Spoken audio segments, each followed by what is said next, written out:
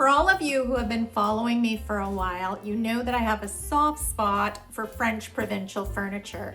So when I found this piece selling at the thrift store for $20, I grabbed it up, and I cannot wait to share what it looks like now. I'm also sharing how I test for lead paint, a primer that sticks to all slick surfaces, how to add antique gold highlights to hardware and details, and my favorite way to tint a top coat for a rich looking finish. Hi, I'm Denise at Salvaged Inspirations. Welcome back to my furniture painting DIY channel. Let's get started. Here's the sweet French Provincial Dresser I found selling at the Stony Creek thrift store for $20, $20.99 to be exact. I spotted it at $8.59 just as the store was closing, so they would not let me ring it in. And instead, they said I had to come back the following morning. I am not an early bird. I am a night owl, but my sister Andrea took the drive out to Stony Creek and grabbed it for me the next day. Aren't sisters the best?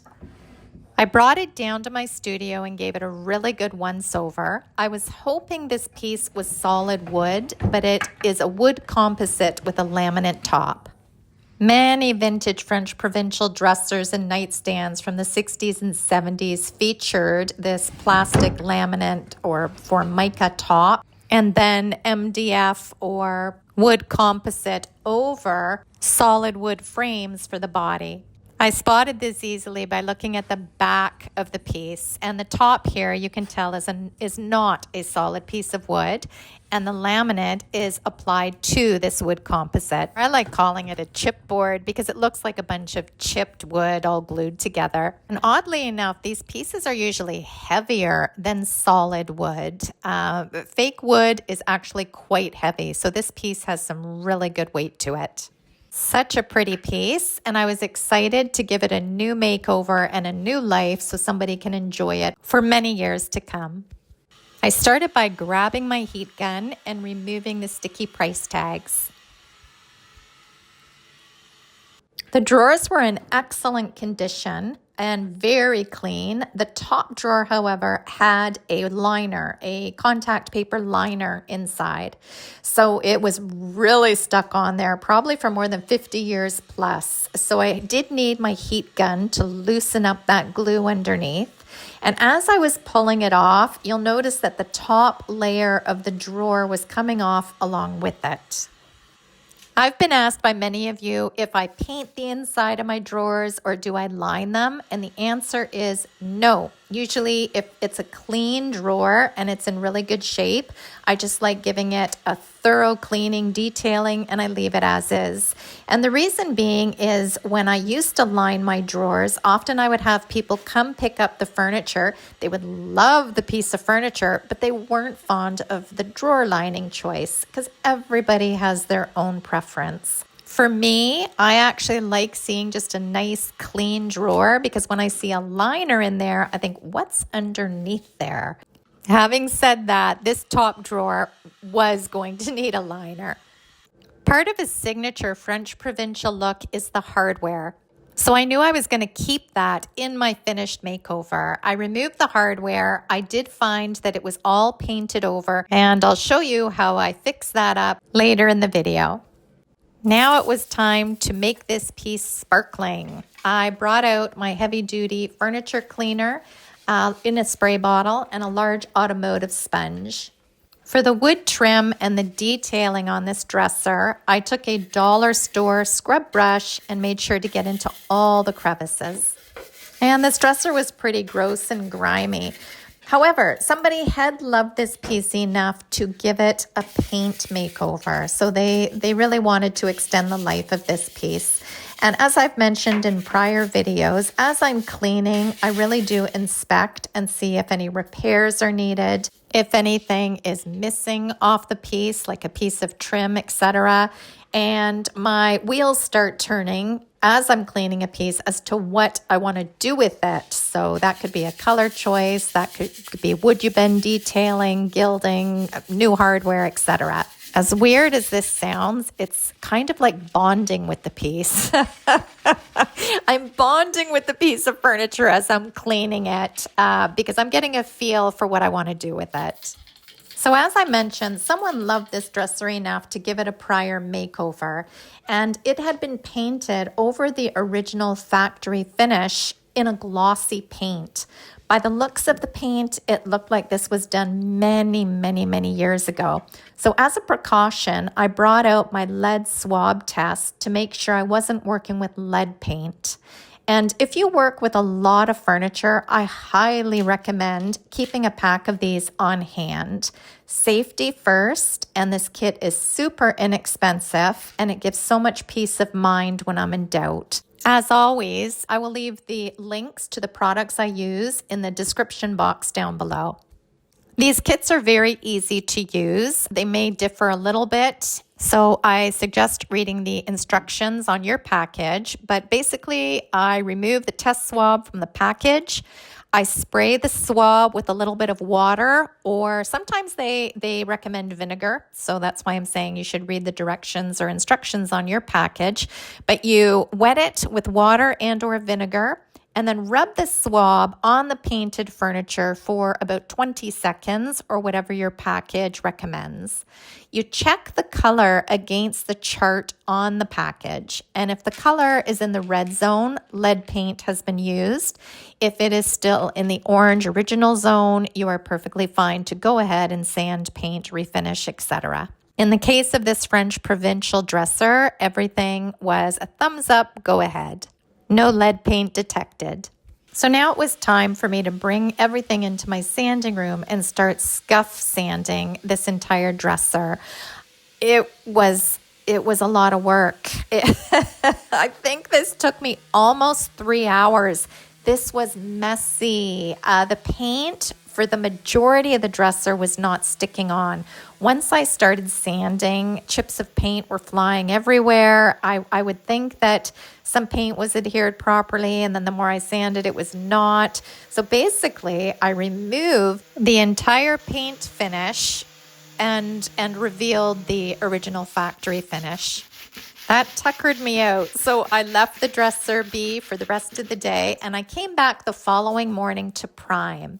Because this dresser had a laminate slick top, I brought out this Bonding Boss primer that sticks to all shiny surfaces. You can use it on plastic, glass, ceramics, tiles, wood, prior painted surfaces. It also blocks stains and blocks odor. The caveat to this water-based primer is, well, for one, there's no heavy fumes, which is awesome. And for the second, for it to bond to a surface, 24 hours is required. I like to apply this bonding primer with a 4-inch foam roller. I find it goes on really nicely and easily with these cheap, inexpensive rollers. I apply a coat, then I wait probably about 3-4 hours. Then you can apply a second coat, and then you will need the 24-hour dry time for it to bond 100%. I came back the following day and did a scratch test, which is always a good idea before painting. I use the head of a screw and I just apply pressure, scratch it. You will see marks from the metal from the screw, but that Bonding Boss should not peel off. And I wasn't doing nothing while I waited for that primer to dry. The prior day, I actually made hardware soup. I brought up this French Provincial hardware. I added vinegar, cleaning vinegar, and water to a pot. I boiled it and added the hardware in there so it loosened up all that paint. It's easy to tell once the paint starts loosening up on the hardware because you'll see that it starts to bubble. Once all the paint on this hardware was bubbling and loose, I brought it downstairs and using a brush, I scraped off all that paint. And again, it very easily just flaked right off. I could even pull it off with my fingers. To give the hardware a brand new look, I brought out my antique gold gilding wax and an artist brush, and I just brushed on this gilding wax to all 3 pieces. And what a difference. I love gilding wax. It is so easy to use. It dries rock hard. There's no need to top coat it, and it just looks fabulous. It's also buildable, so if the first coat isn't quite as gold or whatever color you're using, bronze, copper, etc., they have many colors to choose from. But if it's not quite gold enough for you, then you can just wait till it dries and add another coat, and you can keep on building it until you get the look that you love. I like wiping my gilding wax back a little bit so I get a more vintage look. Now it was time to paint this piece, and oh my God, I love the color that I chose for this. It's called Nautical. It's silk all-in-one mineral paint. I'd describe it as a gorgeous traditional deep sea blue with a big personality that commands attention. I used my 2-inch angled brush to get into all the crevices on the details. This paintbrush gives a super smooth finish, and this paint, it lays nicely as well. So I just want to touch on the brush. I've had this brush for well over 6 years, could be even 7, 8 years, I'm not sure, but I've had it for numerous years, and I've used it on so many makeovers.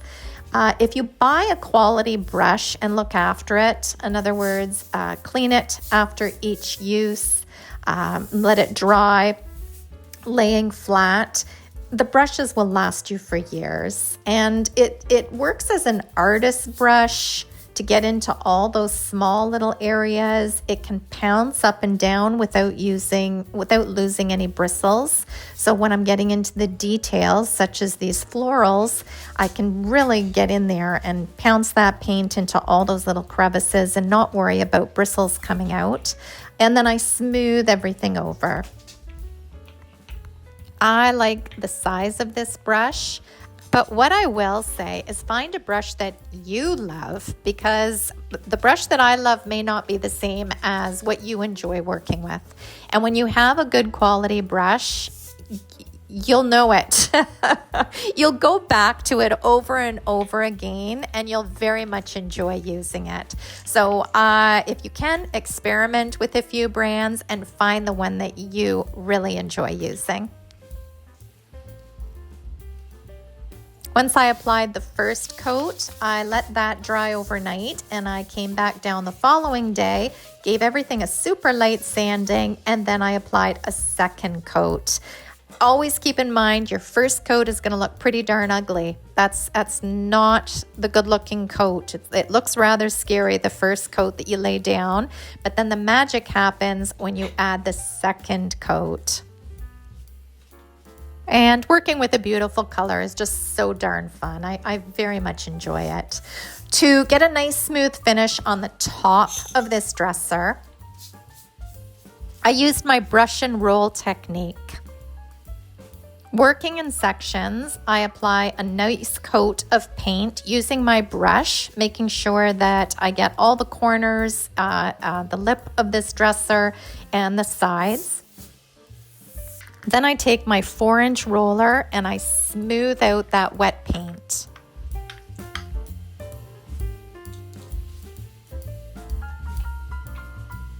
I often apply a bit of pressure on the first time I roll over it, and then I'll backtrack using lighter pressure. I work quite quickly, so while the paint is still wet, I start painting with a brush on the other side of the dresser, feathering it into that wet edge.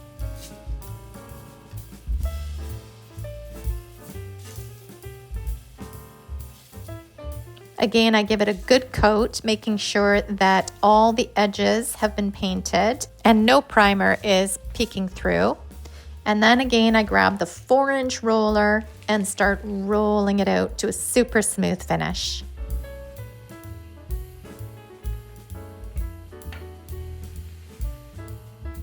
And just like with the body of this dresser, the first coat will not look perfect, but once you start applying the second coat in the exact same way, you're going to get a beautiful smooth finish. I like giving everything a nice light sanding before I apply a second coat, but it's not necessary. This silk all-in-one mineral paint lays very, very nicely. It dries beautifully and it's very beginner friendly. I let the paint dry 100%, and now it was time to protect this paint finish. And to do so, I sprayed 3 coats of gator hide, which I tinted with a small amount of the nautical blue paint. Tinting your top coat is not necessary when spraying a top coat, but I do find it can give a little bit more depth when top coating a dark color, especially like a black or a really deep dark blue. I think it adds a little extra amount of depth. If you brush or sponge your top coat onto a dark painted finish, this can greatly reduce the risk of brush marks and streaks on your top coat. When I'm working with an open jar that's been previously used of top coat and or paint, I like straining the paint. And this is a really good idea if you're able, because it'll remove any dried chunks, debris, or anything in that used paint that is not supposed to be there and that may clog your sprayer. I use these filters. However, if you don't have them, you can use a nylon stocking or cheesecloth. I used to use both of these when I first started painting. Once I had my paint sprayer all set up and ready to go, I started spraying this top coat.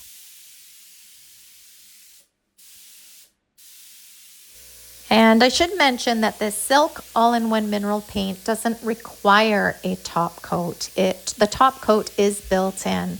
But when I want a little bit more shine or sheen to the piece that I've just done, I do like top coating with a satin sheen.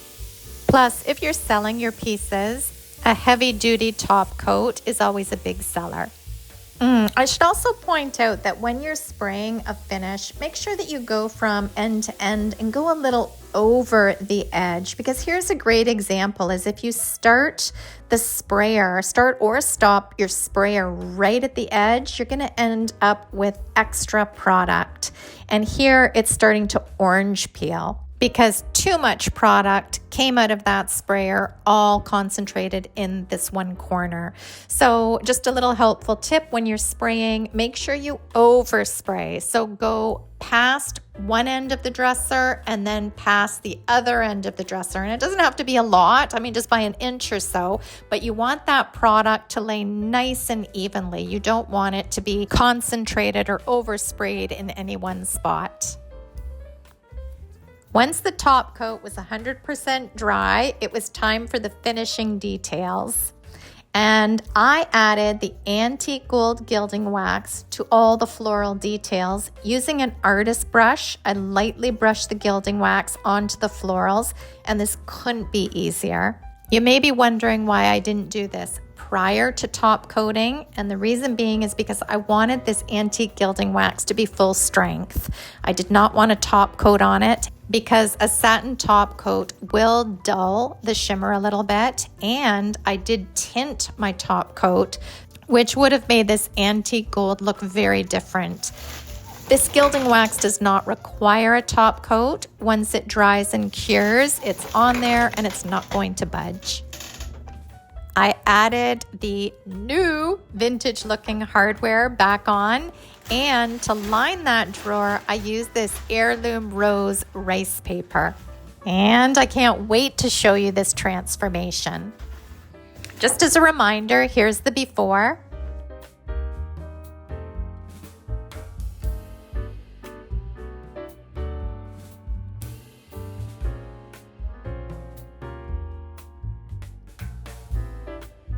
And here's the after.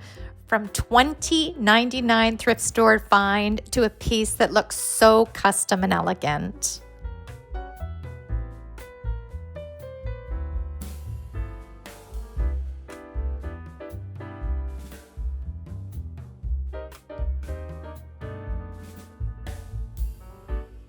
I hope you enjoyed today's French Provincial Dresser makeover as much as I enjoyed working on it.